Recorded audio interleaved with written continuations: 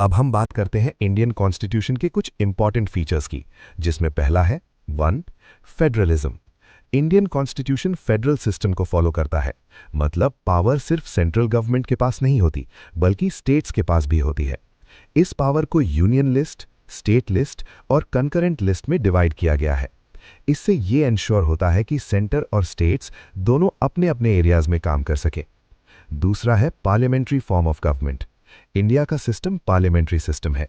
इसका मतलब है कि गवर्नमेंट पार्लियामेंट के लिए अकाउंटेबल होती है। Prime minister real executive power रखता है और प्रेसिडेंट नॉमिनल हेड होता है। यह सिस्टम इंश्योर करता है कि गवर्नमेंट सिटीजन्स के रिप्रेजेंटेटिव्स के थ्रू काम करे। तीसरा है separation of powers. Indian constitution 3 organs of government को क्लियरली डिफाइन करता है: लेजिस्लेचर, एग्जीक्यूटिव और जुडिशरी। हर ऑर्गन का अपना रोल होता है। लेजिस्लेचर लॉज बनाता है, एग्जीक्यूटिव उनको इंप्लीमेंट करता है और जुडिशरी उनका इंटरप्रिटेशन करता है। इससे पावर का कॉन्सेंट्रेशन अवॉइड होता है। चौथा है फंडामेंटल राइट्स।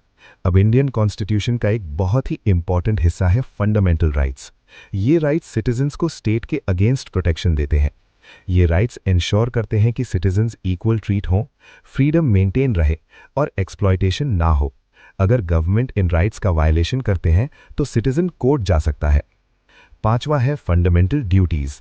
सिर्फ राइट्स ही नहीं, इंडियन कॉन्स्टिट्यूशन ड्यूटीज की भी बात करता है, जैसे कॉन्स्टिट्यूशन का रिस्पेक्ट करना, नेशनल यूनिटी को प्रमोट करना, पब्लिक प्रॉपर्टी को प्रोटेक्ट करना।